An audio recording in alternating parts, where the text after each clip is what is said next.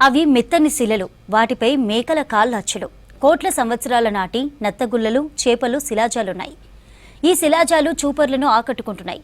అసలు మేకలు నడిస్తే అచ్చులు పడిన శిలాజాల భాండాగారం ఎక్కడుంది? Let's watch.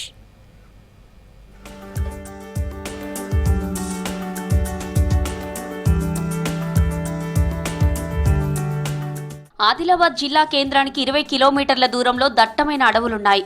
ఈ అడవుల్లో కోట్ల సంవత్సరాల నాటి అద్భుతమైన శిలలున్నాయి. ఇవి మెత్తని శిలలు. దాదాపు 20 కిలోమీటర్లలోని మెత్తని శిలల్లో అనేక రకాల శిలాజాలు ఉన్నాయి. మేకల అచ్చులు, నత్తగుల్లలు, చేపల దంత అవశేషాలు, వృక్ష శిలాజాలున్నాయి. వీటితో పాటు ఆనాటి కాలంలో మానవుడు ఉపయోగించిన రకరకాల వస్తువులు ఇక్కడ లభ్యమయ్యాయి. వీటిపై అధ్యయనం చేస్తున్నారు చరిత్రకారులు.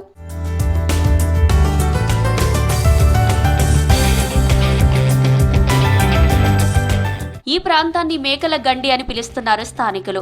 ఇక్కడి శిలాజాల్లో దాదాపు మేకల అచ్చులే ఉన్నాయి. మెత్తని శిలలపై మేకలు నడవడంతో వాటి కాళ్ళ అచ్చులు శిలలపై ఏర్పడ్డాయని చెబుతున్నారు చరిత్రకారులు. శిలలపై మేకల గుర్తులు ఉండడం వల్లే ఈ ప్రాంతానికి మేకల గండి అని పేరు వచ్చిందని చెబుతున్నారు. ఇవి కోట్లాది సంవత్సరాల నాటివని చెబుతున్నారు చరిత్రకారులు.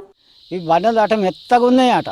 అప్పుడు రజమాన్లా అయితే మేకలు మేపితే అందుకు వస్తారు కదా, అప్పుడు మేకలు తొక్కితే మేక అడుగులు పడ్డాయి అట. దీని పేరు మేకల గండి అని పెట్టిండ్రు. రాళ్ళు ఉన్నాయి సార్, అక్కడ ఉన్నాయి. ఒక గుట్టకు పెద్ద పెద్దవి ఉన్నాయి, నా ఎత్తు ఉన్నాయి సార్. కానీ బండ మీద బండ ఇట్లా ఉన్నాయి సార్. అది జమాన్లో అది దేవుడు పెట్టినాయి సార్. ఇక మనుషులు అయితే పెట్టేది కావాలి. ఇప్పుడు మెత్తగా లేవు సార్. ఇప్పుడు బండతో బండ కొట్టినా కానీ పలుగాయి సార్. అప్పట్లో ఈ ప్రాంతంలో సాగరం ఉండేదన్నారు నిపుణులు. ఆ సాగరం ప్రకృతి విలయానికి గురై ఇక్కడ మానవ మనుగడ అంతరించి ఎత్తైన కొండలు, రాళ్లు, శిలాజాలు ఏర్పడ్డాయంటున్నారు. ప్రముఖ రచయిత, కాశీ యాత్రికుడు ఏనుగుల వీరస్వామి 1835 సంవత్సరంలో ఇక్కడి నుంచి కాశీకి వెళ్లారని, మేకల గండి గురించి ఆయన తన డైరీలో రాశారని చెప్తున్నారు చరిత్రకారులు. మేకల గండి శిలాజాలపై పరిశోధనలు జరిగితే మరిన్ని చారిత్రక అంశాలు బయటపడే అవకాశం ఉందన్నారు. దీన్ని శాస్త్రీయంగా అధ్యయనం చేస్తే ప్రపంచానికి మనం ఎన్నో కొత్త సంగతుల్ని చెప్పవచ్చును.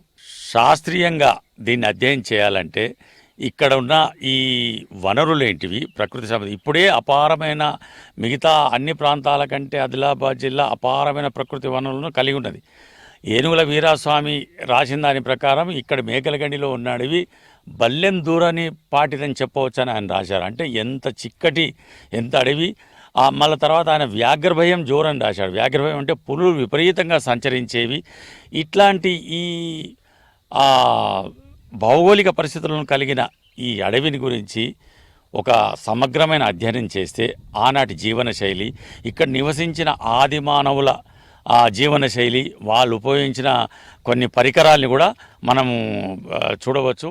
మేకలగండి చరిత్ర భవిష్యత్తు తరాలకు తెలిసేలా అధికారులు చొరవ తీసుకోవాలంటున్నారు స్థానికులు. ఈ ప్రాంతంలో శిలాజాల పార్కును ఏర్పాటు చేయాలని కోరుతున్నారు.